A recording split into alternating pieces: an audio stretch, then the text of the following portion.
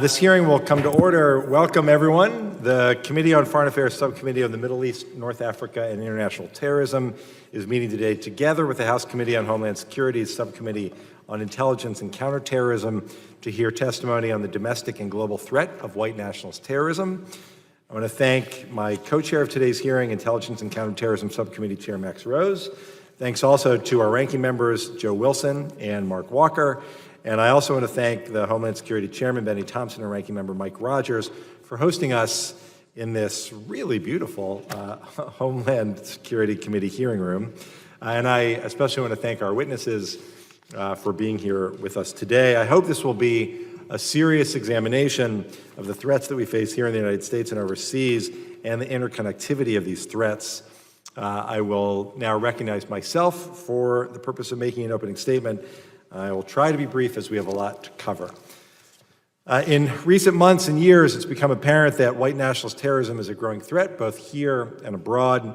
Yet in order to solve this problem, we must first identify it. Our government, intelligence services, and law enforcement agencies use multiple terms for white nationalist terrorism, including racially motivated extremists and white supremacist extremists, among others. When my subcommittee held a hearing with the State Department's counterterrorism coordinator in July, he was unable to call this challenge by its name, white nationalist terrorism. Tragically, this mounting threat reared its ugly head only 3 days later in the horrific attack in El Paso, Texas, that killed 22 people. In the last year, it led to other attacks at the Chabad Synagogue of Poway, just north of San Diego, the Al Noor Mosque and the Linwood Islamic Center in Christchurch, New Zealand, and the Tree of Life Synagogue in Pittsburgh. These attacks were preceded by, among others, a 2017 white nationalist terrorist attack at the Islamic Cultural Center of Quebec City that killed 6, the 2015 terrorist attack at the Emmanuel African Methodist Episcopal Church in Charleston that killed 9, and the 2011 attacks by Anders Breivik that killed 77 people, principally at a political youth camp in Norway. While these acts of violence may appear disparate and random, the terrorists allegedly responsible for them demonstrably drew inspiration from one another. They share an ideology that asserts, among other beliefs, that white people and white identity in Western countries are under siege by massive waves of immigration from non-white countries. White nationalists also perpetuate conspiracy theories that claim that Jews control industries, governments, and other organizations through shadow groups, which allegedly pose a threat to white civilization. White nationalists claim they are protecting the white race and will use any means necessary to defend it against this supposed dispossession. This ideology helps explain why their targets include a wide array of people, from Latinx in Texas to Jews in Pennsylvania to Muslims in New Zealand to African Americans in South Carolina and teenagers in Scandinavia. The internet serves as a platform for white nationalists to disseminate this twisted ideology and even to broadcast these attacks. Technology enables interconnectivity between decentralized white nationalist terrorists, organizations, and networks, and presents challenges to law enforcement efforts to track, monitor, and disrupt planned violence. White nationalist terrorism is a clear challenge to democratic governance, and its adherents espouse principles antithetical to both pluralistic values and to American ideals. It's also clear that the U.S. government, including the State Department, is not doing enough to counter white nationalist terrorism and to track the global nature of this threat. We must learn more about how these movements recruit and radicalize, and how they share ideas across networks, just as we seek to understand the interconnectivity of other threats. If we are to marginalize and isolate white nationalist terrorism, a whole of society effort is required, one that encompasses civil society and the private sector, as well as government. This hearing is a chance for our subcommittee to gain a greater understanding of how the domestic and international dimensions of white nationalist terrorism overlap, especially regarding ideology, motivations, uses of technology, radicalization, and recruitment. White nationalist terrorism is not a Democratic or Republican problem. It is not just a domestic threat or solely an international challenge. I know we all take seriously the need to combat white nationalist terrorism, and I hope that our discussion today will help inform future efforts to meet this growing global challenge. And I'm working on legislation to address our strategy to combat this threat that I hope and I'm confident can be bipartisan. I believe the insight and expertise of our witnesses will be an important contribution to our discussion going forward. I thank you for being here, and it's now my honor to recognize Ranking Member Wilson for the purpose of making an opening statement. Thank you, Chairman Ted Deutsch, Chairman Max Rose, and Ranking Member Mark Walker for calling this joint subcommittee hearing today. There is no doubt that white supremacy extremism is a dangerous and hateful ideology which must be addressed. In my capacity as Ranking Member of the International Terrorism Subcommittee of the House Committee on Foreign Affairs, I am particularly interested in hearing more about the international dimension of this troubling phenomenon. Firstly, I'd like to learn more about the nature of this threat from our witnesses. How big of an international presence do white supremacy extremist groups have? How many international attacks have these kinds of groups claimed? Another important question is the organizational structure of the threat. The Islamic extremist terrorist threat that we have faced since September 11th, 2001 appears to be much more organized in nature than the one that we're discussing today. While lone wolf attacks carried out by individuals radicalized by the ideology of Islamic extremist terrorist groups have increased in recent years, there's still the exception to the more traditional model of attacks directed by a terrorist group. However, when we look at international white supremacy extremism attacks, they appear to be lone wolves inspired by perverted ideology. The terrorists who massacred 51 civilians at the mosque at Christchurch, New Zealand, in March claimed to be inspired by the Norwegian attacker who killed 77 people in Oslo in 2011. The shooter who killed 22 people in August at the Walmart in El Paso, Texas, allegedly claimed to have been inspired by the manifesto of the Christchurch shooter. Additionally, in some cases, it appears that the perpetrators of these attacks are inspired by a variety of hateful ideologies, not just white supremacy extremism. For example, the murderers in New Zealand and El Paso also were described as eco-fascist. With these murderous acts, are there bona fide linkages between the international white supremacist extremist attackers? Is this a real united movement or deranged and dangerous individuals inspired by toxic hate on the internet? And lastly, is this phenomenon is different enough in nature and structure from the current well-financed and organized Islamic extremist terrorism threat that we face? Should we be approaching it in the same ways? Should we be using the same policy tools on a problem set that could be fundamentally different? We are faced with these critical questions. I look forward to hearing from the witnesses today. And with that, I yield back the balance of my time. Thank you, Mr. Wilson. I now recognize Chairman Rose for the purpose of making an opening statement. Thank you, Chairman Deutsch. And it's really great to have these subcommittees together today because we can't afford to really deal with this issue in a silo anymore. So thank you again for setting this up. I want to also thank our great partners and witnesses here today. I look forward to hearing from you. Your work and the work that we have seen thus far shows us that this white nationalist threat is a threat that cannot be ignored. White nationalist terrorists have killed more people in recent years than any other type of domestic extremist. We also know that 78% of extremist-related murders in the United States last year were attributed to those adhering to a white nationalist ideology. On a larger scale, we consider things as most likely threat and most dangerous threat, and the most likely threat from a terrorist perspective in America today is that of a self-radicalized lone gunman, lone gunwoman, and I think I speak for all of us today that we do not care which ideology they ascribe to. We just care whether it's an extremist one and a global one or not. We have seen that this is also a problem spreading abroad to our allies. In April, the New York Times published an analysis showing that since 2011, approximately 1/3 of white extremist killers were inspired by attacks globally. We saw how an attack in Norway inspired one at Christchurch, which inspired several here at home. Unsurprisingly, all of this has also shed a light on the role of social media companies as a catalyst for the spread of white nationalist propaganda, both here and abroad. No longer can we look at these companies as exciting new unicorn companies started by teenagers in hoodies. They are large global firms akin to General Motors. And I'm sick and tired of hearing them brag about success rates in and around 60%, 70%, 80% as it pertains to removing extremist content. If an auto company bragged about 70% of their airbags deploying, we would not think that that was satisfactory.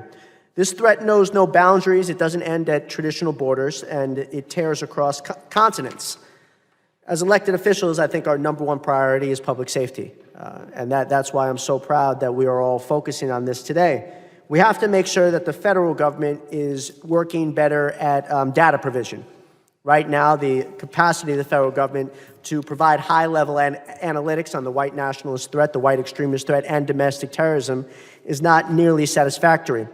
We also have to take into account that local law enforcement is now in the intelligence gathering business and the terrorist prevention or terrorism prevention business. I believe that the NYPD has done an extraordinary job in this regard, and we have to make sure that those lessons learned are supported for other law enforcement agencies throughout the country.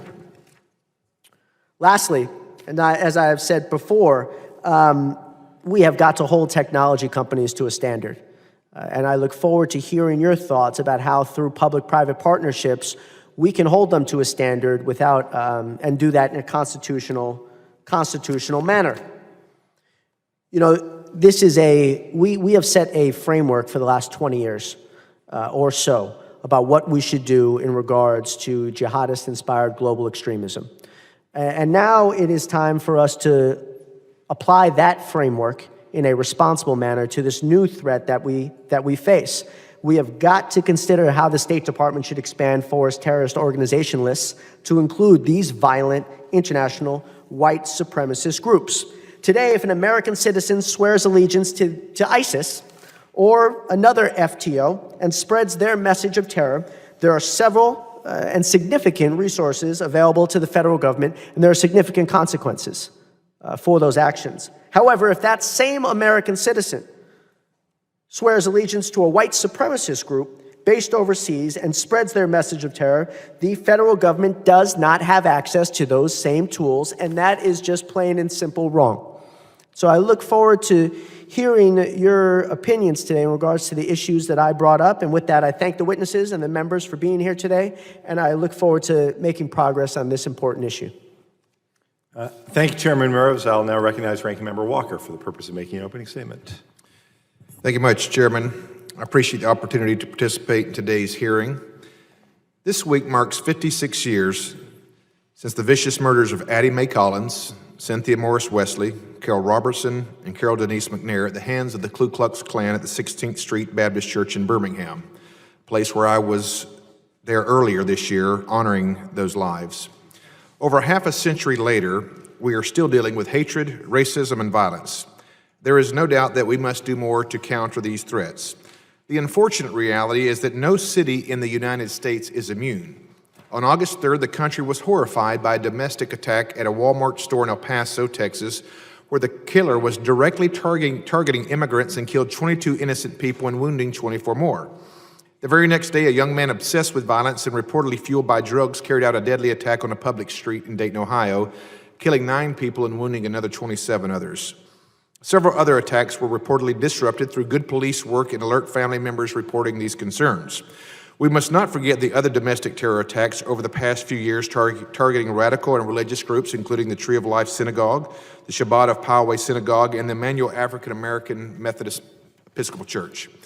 In June, we passed the 3-year anniversary of the attack on the Pulse nightclub in Orlando, Florida. In December will be 4 years since the San Bernardino attack. Also this past June, at least 11 people were injured during an Antifa rally in Portland, Oregon, and the next month, an adherent to the same ideology targeted a Department of Homeland Security facility in Washington state.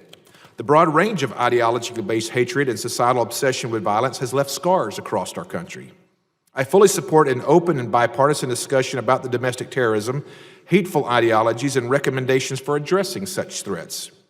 I am concerned about reports of global interconnectedness of United States-based domestic extremists and those overseas who share the same views. The far-reaching ability of jihadists to inspire and radicalize from their overseas safe havens have resulted in several hundred Americans going overseas to join their ranks or seek to carry out their attack in our homeland. Are we seeing these same trends develop with domestic extremists? While current data is not showing the same threat level, there are dangerous similarities between jihadist propaganda and the manifestos posted by domestic extremists. I think it is important to hear from the intelligence community and federal law enforcement to get a full picture of the threat stream. Before closing, I do want to raise a concern that today's hearing was scheduled with very little advance notice to the minority side. That is not how the Committee on Homeland Security has worked in the past, especially the subcommittee, and I hope this is an anomaly, and going forward, the majority will work in good faith to provide more notice, particularly on hearings and roundtables related to such important things like threats to our homeland. I look forward to the testimony today, and I yield back. Thank you, Mr. Walker. Without objection, all members may have 5 days to submit statements, questions, and extraneous materials for the record, subject to the length limitations of the rules. It's now my pleasure to introduce our witnesses. Dr. Cynthia Miller-Idris is Professor of Education and Sociology and the Director of Research at the Center for University Excellence at the American University in Washington, D.C. She has spent 2 decades researching radical and extreme youth culture in Europe and the U.S. She also writes widely on school-based responses to rising hate. She's a prolific author and researcher and is a senior fellow at the Center for Analysis on the Radical Right. Previously, she taught at New York University, the University of Maryland, and the University of Michigan, where she also received her PhD and 2 master's degrees.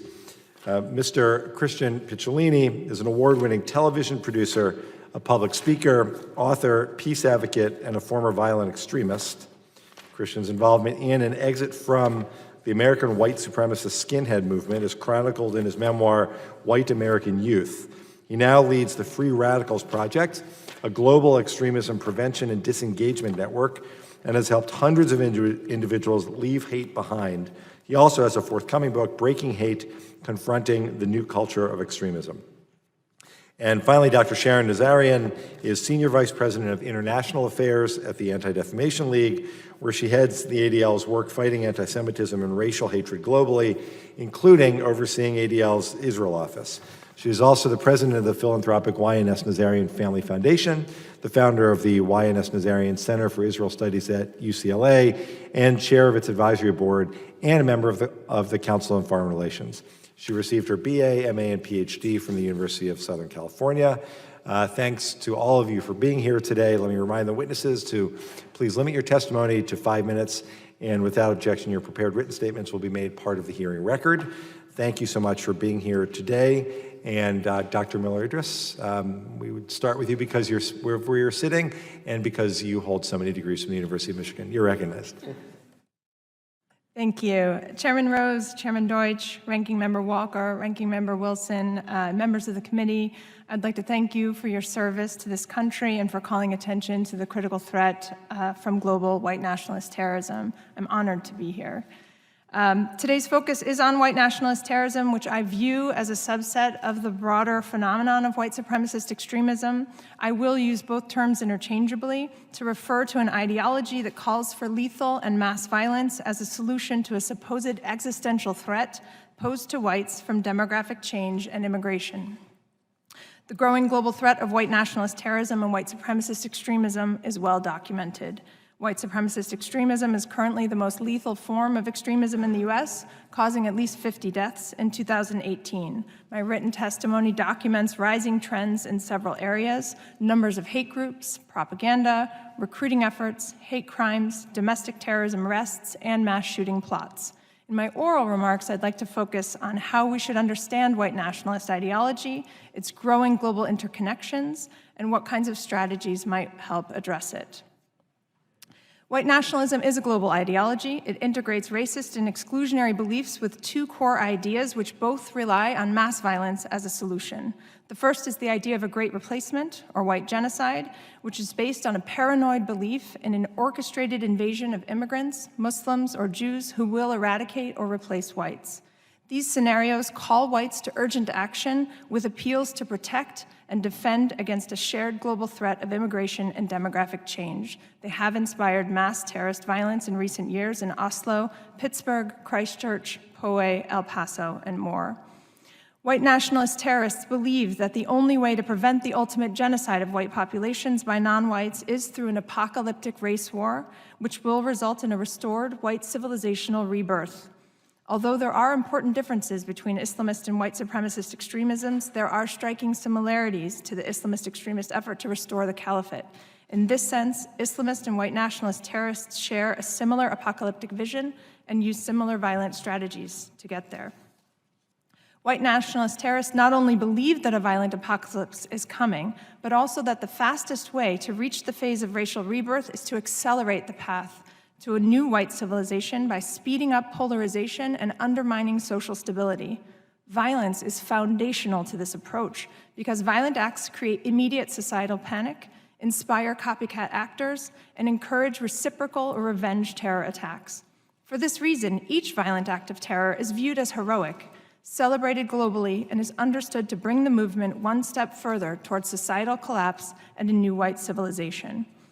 Youth are attracted to this ideology in part for how it channels grievances and personal trauma into anger, blame, and resistance, but also because it offers a sense of meaning, purpose, and a way to engage heroically with a brotherhood of warriors who seek to save the white race from an imminent threat. White nationalists are globally interconnected in at least 5 expanding areas: increasing crowdsourcing online, enabling more fundraising and growing financial interconnections; increasing sharing of tactics, techniques, and procedures, or TTPs, for attacks and other support activities, potentially contributing to more attacks; increased cross-national recruitment for combat. So Ali Soufan testified earlier this month that over 17,000 fighters from Western countries, including many from the US, have traveled to Ukraine to fight, mostly for white supremacist groups. Increased sharing of manifestos and live-streamed attacks, driving more inspiration from terrorist attacks globally, and increased global gateways to extremist youth scenes that help build more networked relationships. Social media and online relationships and modes of communication are key to supporting all 5 of these global strategies and are essential to the radicalization pathways of youth. White nationalist terrorism will almost certainly continue to get worse. We face a highly contested election season, growing disinformation campaigns, increasing migration flows, and a social media landscape that enables hate to grow and thrive. There are steps that Congress can take to address this growing threat. We need improved interagency coordination, a rethinking of the division between international and domestic terrorism, and paths for cross-national collaboration with our allies. Federal and local law enforcement need resources and direction. We need improved national research capacity and expertise, and we need pathways to support local community engagement, communication, and preventative education. For the safety and security of our nation, but also for the well-being of all the youth, families, and local communities you represent, I urge this Congress to act to prevent violent terrorist attacks and help interrupt radicalization pathways before they begin. Thank you. Thank you, Dr. Miller-Idriss. Mr. Picciolini. Thank you, Chairman Deutsch. Chairman Rose, ranking members Wilson and Walker, and distinguished members of this vital committee, both vital committees and institution. I'm honored by your invitation to testify today. I also want to acknowledge that I am privileged to be here considering my past. I am a former extremist. In 1987, I was recruited into America's first neo-Nazi skinhead group, and at 14 years old became one of the youngest and earliest members of what was then a fringe hate movement. For the next 8 years, I recruited other vulnerable youth, acted as a mouthpiece for hate, and wrote racist music that I performed for thousands of white supremacists across the United States and Europe. I rose quickly through the ranks to become a leader of the same white nationalist movement that 30 years later, on August 12th, 2017, marched in Charlottesville chanting, "The Jews will not replace us," and killed a young woman named Heather Heyer. I escaped extremism in 1996 through the compassion of people I least deserved it from: Black and Latinx Americans, Jews, people from the LGBTQ community, and Muslims, who brought me back to humanity. After disengaging, I obsessed over how a typical middle-class teenage son of Italian-American immigrant parents could become a violent white supremacist who forged alliances overseas. To better understand my own radicalization, I went back in, this time to prevent others from venturing down the same dark path. The number of former extremists I have helped disengage, formers as we're called, is now in the hundreds from around the world, including a returned foreign fighter of the so-called Islamic State. What I've learned over 30 years is that the United States is losing vital ground in a battle we have yet to acknowledge exists on some levels. Violence by white supremacists has skyrocketed in America. Data from the FBI and groups like the Anti-Defamation League clearly document this disturbing trend. But the greater threat that has gone largely unnoticed and unchallenged for decades is how the tentacles of American white nationalism extend far beyond our borders and into a deep network of global terror. American white nationalists have spent decades building alliances with their counterparts overseas. They've developed a sophisticated online presence and received material support from foreign allies through digital influence campaigns that directly bolster their narratives and propaganda and extend their reach. Like ISIS, white nationalists also distribute glossy print and electronic propaganda and produce high-quality recruitment videos. They trade in digital cryptocurrency, use social media and encrypted platforms to communicate, share ideas and resources, lure new sympathizers, and plan attacks. This is just what's occurring online. In 2018, the FBI reported white supremacists from Scandinavia, Northern Europe, and the United States were training as foreign fighters with foreign paramilitary groups like the neo-Nazi Azov Battalion in Ukraine and in far-right partisan training camps in Russia. They inflict terror the same way as foreign terrorist groups, bombing government facilities, planned interruption of critical infrastructure, using high-capacity military-style assault weapons against soft civilian targets, assassinations, and the use of vehicles to target crowds. We tend to view white nationalist attacks like those in Charleston or El Paso as isolated hate crimes, but I can't stress enough that this view is naive and dangerous and will continue to expose Americans until we acknowledge that this threat is persistent and pervasive. White nationalism is a fast-growing global movement whose members are preparing for a coming race war while simultaneously trying to initiate one. The shooter in the attacks on 2 mosques in Christchurch, New Zealand, earlier this year posted a manifesto online deeply aligned with the core ideas of American white supremacist leaders. Though he was a 28-year-old Australian, in a video of the attack, a Ukrainian Azov Battalion patch was visible on his body armor. This is just one example of how international cooperation leads to a body count. There are dozens more deadly incidents that have occurred recently right here at home. When we think of terrorism by the so-called Islamic State, we acknowledge the international dimensionality and the foreign special interests that allow it to exist and grow. We must do the same when it comes to white nationalist terrorism as a matter of national security. Adequate terrorism laws already exist to thwart and prosecute terrorists, as do plenty of capable and talented people who are ready to defend us from the threat of harm. But the current counterterrorism mandate doesn't provide for the proper focus, resources, funding, or in some cases, the correct holistic approach to effectively counter extremism. Keeping Americans safe requires a strategy that redefines the threats we face. It must be a balanced, non-political, non-partisan, and non-discriminatory approach that recognizes violent nationalism as part of the global threat matrix. But neutralizing violence is only half of the equation. Preventing radicalization in future generations of Americans is also critical. Policy reform and a public health approach that protects those who are vulnerable to recruitment and offers services to people who want to disengage will be the key to long-term success in countering violence-based extremism. I've submitted an expanded written statement for the record, including a video, and I am at your disposal. Thank you very much. I welcome your questions. Thank you so much for being here, Mr. Picciolini. Dr. Nazarian. Good afternoon, Chairman Deutsch and Rose, ranking members Wilson and Walker, and members of the subcommittees. My name is Sharon Nazarian, and I serve as Senior Vice President for International Affairs at the Anti-Defamation League. It's an honor to appear before you today. I'm here today to speak to you about the internationalization and increasing interconnectedness of white supremacist ideology around the world, which aims to dehumanize, threaten, and eradicate whole communities.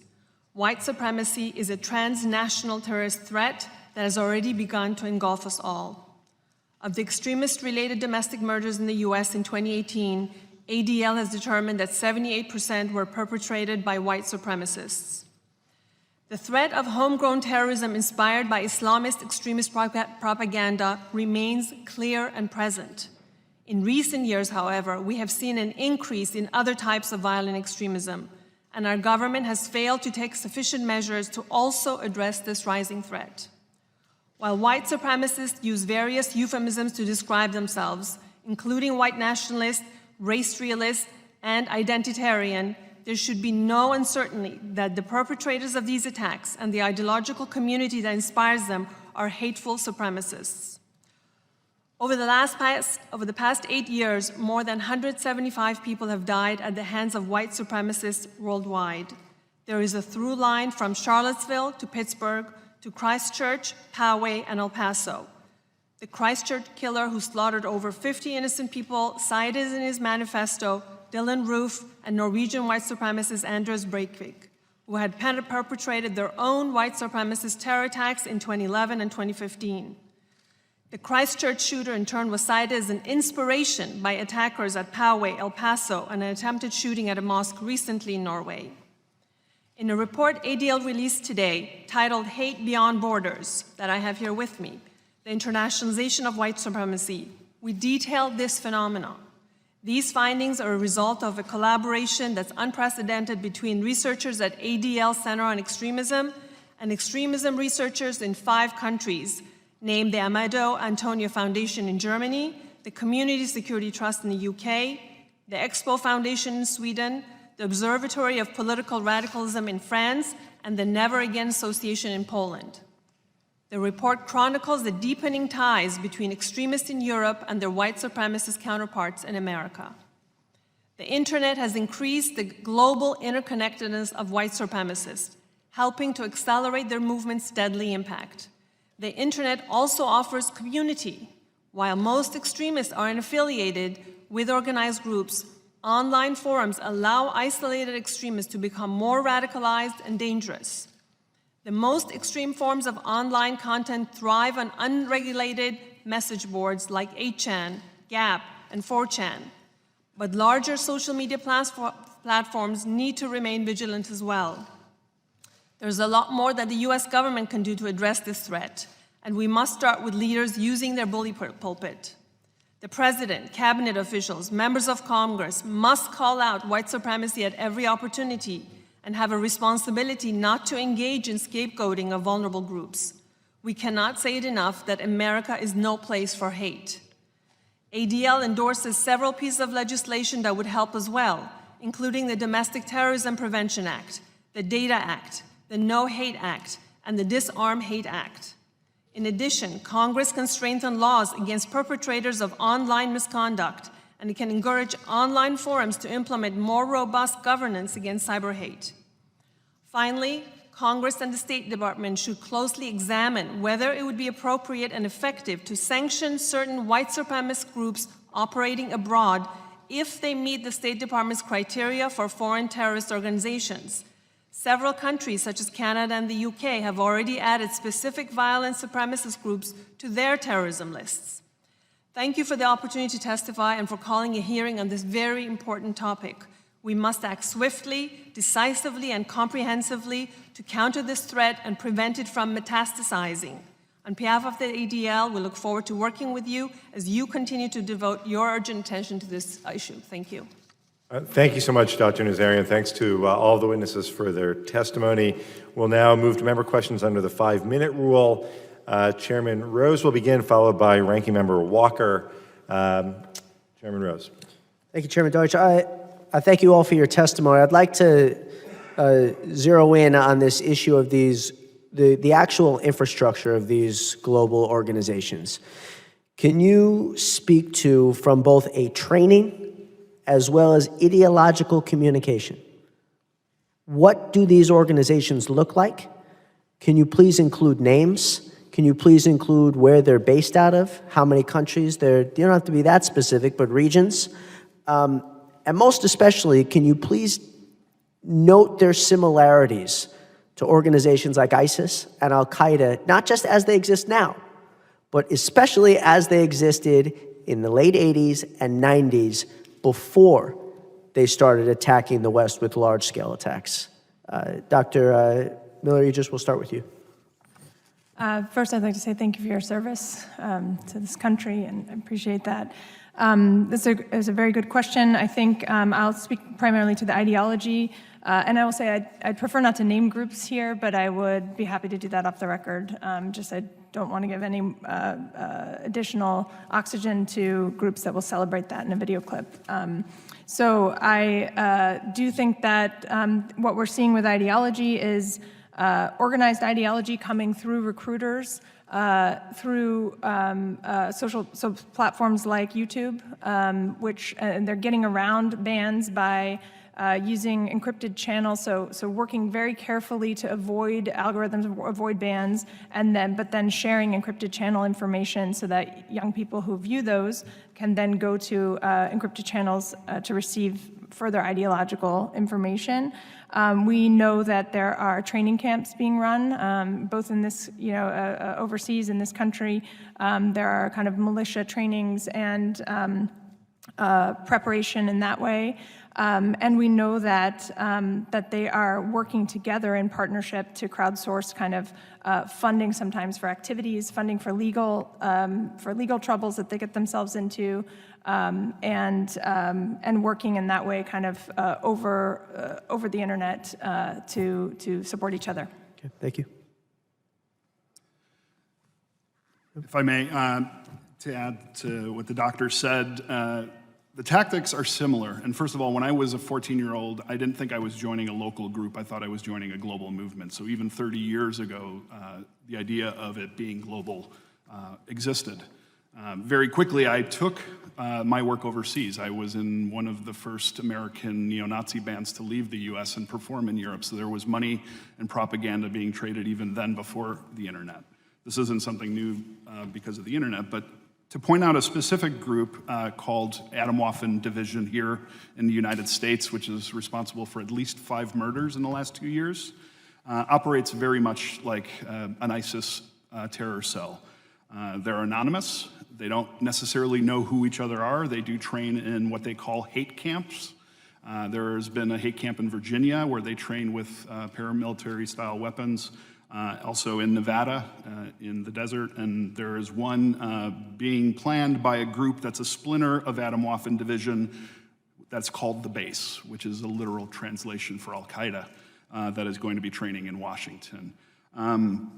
As far as ideology, it is consistent globally. There is very little difference, if anything, between the groups that operate internationally and the groups that operate here.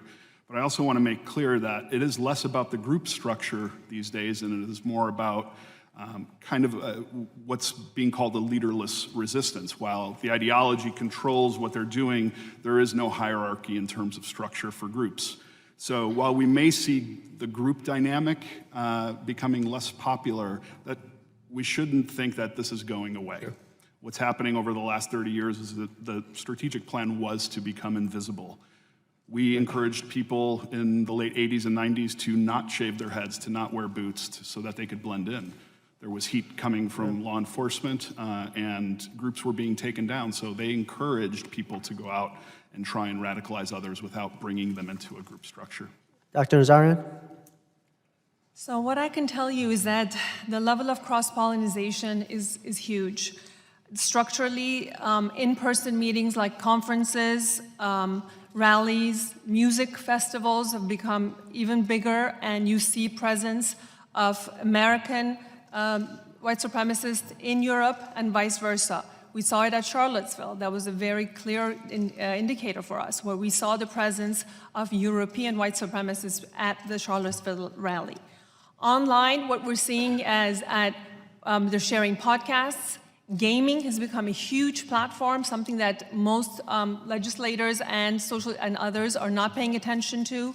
And I would say that messaging boards, like I mentioned, 8chan, Gab, these are places where, as in a different way that from ISIS and Al-Qaeda, where there's no real physical place, this is the community that they belong to. This is truly a global effort, and it becomes a huge attraction point for disaffected men, youth, Sure. to say that they feel that they Thank you for your testimony. I just do want to put it out there that in the coming days, we will be sending or distributing a letter to the Secretary of State identifying specific white nationalist foreign terrorist organizations or organizations that we believe should be FTOs, and I certainly would appreciate the support of my colleagues here. Thank you, Chairman Rose. Ranking Member Walker, you're recognized. Thank you, Mr. Chairman. Dr. Miller-Idris, I have a very important question to start with. I'm assuming by the colors that you're wearing today, your allegiance would be Terrapin more than Wolverine, or is this just strictly a coincidence? Well, I was also a Cornellian, which is the Cornellian, which was a big red, as you know. Okay, So, all right, yeah. fair enough. We'll move on from there. To your knowledge, have foreign-based members of white supremacist groups traveled to the U.S. to meet with groups or individuals here? We know that they have individuals have come to Charlottesville, and we also have very good evidence of individuals from the U.S. going to Europe. So yes, I think in both directions there's pretty. So you do have some cases here or there that you've seen this. Okay, great. Thank you for answering that. Since the 9/11 terror attacks, the government and public has promoted the see something, say something concept to help alert law enforcement to terror threats. In May, the FBI testified that 50% of the domestic terror investigations are opened due to referrals from the public and other state and local partners. Do you have any recommendations to further improve the suspicious activity reporting system? I think the hardest thing about that is that the people who are most likely to know something are peers, are other young people, and we also know that they're the least likely to come forward. I think that public education on that can go a long way. We have also seen parents in very recent years being a very good source of information, but I will say that one thing that we lack compared to Europe is that even when parents know something is going on, they don't know who to call. They're reluctant to call the FBI, they're reluctant to call the police. I would suggest that if we had something like a suicide hotline number, a phone number that parents could call that was to get information, that we have resources, but parents who do fear that their children are planning something do not know how to get help in a way that they think will be useful. Thank you. And Mr. Piccolini, if I have time, I'm going to come back to you because I could tell that you may want to add something there. Let me go to Dr. Nazarian, if I could, please. I believe you mentioned the number over 8 years, 175 deaths internationally. What is that? Did I get that number correct? Yes. Okay, so and one's too many. 21 per year. And I think part of what we're doing today is as much as the numbers, we're trying to prevent the trend as well in that direction. Could you answer the question that I have for you? How many deaths over that same 8-year period of time has been due to religious zealots? Dr. Idris mentioned Islamists, some of the fundamentals there. Over that same 8-year period of time, how many murders or deaths or killings in that arena? I don't have that number in front of me, so I can't tell you exactly, but what I want to be very careful about, as this is not an either-or discussion. No, and I'm getting to that, but I had a specific question, so you have no idea. I am happy to provide that to you in writing afterwards. I don't have that number. Dr. Miller-Driss, would you have any idea on that number? Not also with in my documents here, not on top of my. Because ultimately we're wanting to be able to deal with both, so I think both those numbers are important, shouldn't they be? You would agree with that? Absolutely. According to CBS, in 2017, they have a number of 84,000 that have been murdered. And I want to do some kind of backup. I'm just coming up with this number in the last hour or so. I want to make sure that number is valid. But I just want to make sure that we are concerned about that. I've got a question. I've got time to get both in. Going back to Dr. Miller-Driss, given the concerns raised here today about domestic terrorism, specifically white supremacy extremism, do you have concerns about the ability of law enforcement to monitor domestic terror threats in locations where cities have put out the FBI's Joint Terrorism Task Force, or the JTTF? San Francisco, Portland, and some others have pulled out. Is that a concern for you at all? I do have concerns about whether local law enforcement is adequately prepared, particularly given the evolving nature of the threat, the fact that the symbols have changed so much, the clothing has changed, the signals have changed. I'm not sure that we really have awareness among local law enforcement or among teachers, for example, who would also be useful. Quick yes or no question. Do you find it difficult to potentially create policy that remains cognizant of the Constitution and the U.S. citizens' rights, while also enabling law enforcement to detect and prevent Americans from being radicalized to the point of violence? Just for clarity, I know that's a struggle for us sometimes, liberty versus privacy and all that. Yes, I think that is a very big concern, but I also think we have 20 years of experience now that we can draw on seeing how we've done that with the American Muslim community to see what's gone wrong, what's gone right, and I would encourage us to think about that. And I want to honor my word that I try to get back in. Mr. Piccolini, would you mind addressing for some additional things that we could do for the question that I asked the doctor? Sure, and I just wanted to address that in my expanded statement. I did name organizations that were global and domestic for that report. You know, it's very difficult for peers to identify. I only have about 10 seconds, so I just want to be honored of the rest of the members here. So White supremacists have done a very good job of hiding themselves over the last 30 years. It's very difficult to identify them. Okay. All right, thank you. Yield back, Mr. Chairman.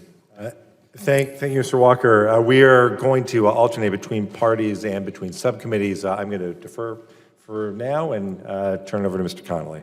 I thank the chair and welcome to our witnesses. I think this is a very important and consequential hearing because we are not giving this topic the kind of attention it most certainly deserves. not to make a point, but to frankly protect society and to expose what is truly a conspiracy that harms people, and as you point out, Mr. Picciolini, kills people. I'm from Virginia, and we saw the harm white supremacism can do in a peaceful university community that prides itself in being inclusive and accepting and diverse. And it was horrifying for all of us who know Charlottesville to witness what took place because an outside group decided to make it an object lesson of their hate. So thank all three of you for being here. Dr. Miller-Odgers, let me just ask, if you, not including 9/11, obviously, terrorist incidents here in the United States, white supremacists have, in the grisly count, frankly been, responsible for more deaths than anything associated with jihadist movements. Would that be a fair statement? Yes, I believe that's a true statement in history, yes. So when we look at the resources the federal government has marshaled to deal with, say, the jihadist terrorist threat, they're considerable. Would that be a fair statement? Yes, I believe they're considerable. In tens of billions of dollars, maybe more. Now, given the fact that the white supremacist terrorist threat, depending on how you measure it, is certainly equal to, if not greater than, domestically, the jihadist terrorist threat, surely the resources devoted to addressing the white supremacist threat are comparable to those of the jihadist threat. Is that fair? The resource question is they're not equal resources. They're not equal. No, Would it be fair to say they're not even close? they're not even close. And are there consequences that flow from that kind of disequilibrium in terms of the allocation of resources to the actual measured, demonstrable threat, not the theoretical or fear-based threat?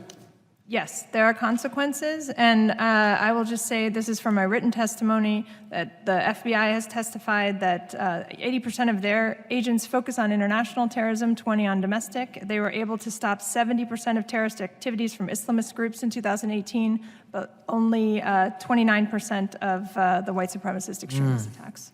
And by the way, my friend was talking about religious zealotry versus something else.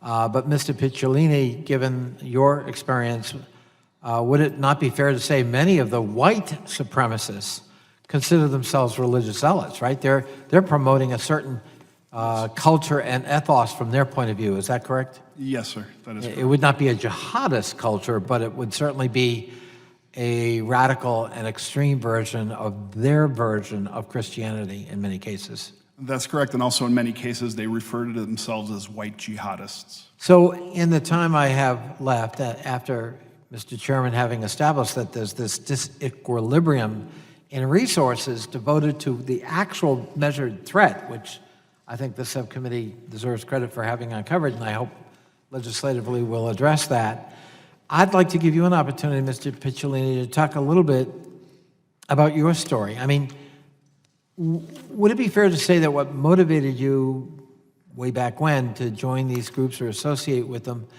was maybe certainly two things? One was a sense of belonging, but the other was maybe fear and insecurity. Yes, sir, thank you for that question. Ideology is really secondary to becoming radicalized, and I say radicalization starts the day we're born. For me, it was searching for a sense of identity, community, and purpose, all three of which I felt I didn't really have a grasp on in my life. My parents are Italian immigrants who came to the U.S. in the mid-'60s, and as immigrants, they had to work 7 days a week, 16 hours a day. So I didn't see them very much growing up. I knew they loved me, and they still, do, but I didn't see them. So I went searching for family elsewhere and for a sense of agency and inclusion. I was idealistic as a kid, but I certainly wasn't mature enough to know that I was making the right or wrong decisions at that time. Am I up? My time up? The gentleman's time has expired. I thank the chair, and I thank him for his courtesy. Thank you all for the courage of being here today. We really appreciate your testimony. Thank you, Mr. Connolly. Mr. Wilson, you're recognized for 5 minutes. Thank you, Mr. Chairman, and thank each of you for being here today. And Ms. Miller Idris, I particularly appreciate your comment about not identifying particular groups to give them attention. I know that I was just mentioning to the chairman that I specifically never mentioned the name any of the mass murderers who have conducted their operations. They just should not be given personal recognition. It is that's what they want. I absolutely agree. And so, with that in mind, how do we identify, and for each of you, the different extremist groups and where are they located? What kind of membership do they have? And then, and not long ago, we all faced a very identifiable hate group of the Ku Klux Klan. What is the status of the KKK? The KKK is thriving, as are other groups. We see also internationally, I will say, one of the interesting things I've read recently showed that when Facebook kicked the Ku Klux Klan off of Facebook, they migrated to a Russian platform called VKontakte. And then in the Ukraine, there were 60 separate KKK groups operating on VKontakte when the Ukraine banned that platform. And then they evolved, and those groups came back to Facebook, some of them, by using the Cyrillic letters. They got smarter. So, it's also an example of how single platform banning doesn't always work. It can make the situation worse. But they are thriving. I think there are really good experts around in the U.S. and also in from our allies overseas who can also meet off the record and can provide lists of groups and where they are. And I know all of us would be happy to do that afterward as well. Thank you. Mr. Piccolini, do you have a comment on that? Yes, thank you, Ranking Member Wilson. The groups really are everywhere, and it's less about the groups than it is about the individuals, and they are everywhere. I get requests, probably a dozen or so every week, from either people wanting to disengage from hate groups or from white supremacy or from parents of children who are horrified that their kids are being recruited over video games, through the headsets playing multiplayer online games, through depression forums online, through autism forums where they are hunting for people. Those are the types of tactics that groups like ISIS use as well. But there was a concerted strategy 30 years ago to really move away from the more visible elements of the movement into a more mainstreaming of the ideology. We encouraged people to not look extreme. We wanted them to go into things like the military to get explosives training, to join law enforcement, to run for office in some cases, and in some cases back in the 80s and 90s, we were successful with that. The process really started in the late 80s with David Duke, who removed his Klan robe and was elected to the House of Representatives. That really started the process of mainstreaming this ideology, and it's really taken on a life of its own since then. I'd like to add that we have to keep in mind that most of the most violent shooters do not belong to specific groups. They are all lone wolves, and they are radicalized. So it's important to keep in mind that really the most extreme ones are self-radicalized, and that's why I want to bring attention to what's going on online. We at the ADL have actually brought members of law enforcement from across Europe to our advanced training school that we do in Washington, D.C. once or twice a year, and we really train them specifically about the symbology, about what kind of cross-pollination going, the ideology, but it's really the internet where we think platforms, both mainstream and some of the ones I mentioned, and the gaming that I mentioned, is the structures where we have to really look at. That's where they're meeting. That is the community that they come to and believe in and feel a part of this global movement. So if I can reiterate one point, it's really about ourselves. The media companies, social media companies, the platforms have to be responsible in helping us collect data, understand where the threats are coming from. They're talking about these things, and they're being monitored. So we have data that we should be able to have more transparency towards and to be able to see through where are the threats coming from. And we just don't have that transparency right now. So I think the platforms really have a role here to play. Well, thank each of you for raising these issues, and we look forward to working with you in the future. Thank you, Mr. Chairman. Thank you, Mr. Wilson. Mr. Cicilline, you're recognized for 5 minutes. Thank you, Mr. Chairman. Thank you to our witnesses, and thank you, Chairman, for this really important and very sobering hearing.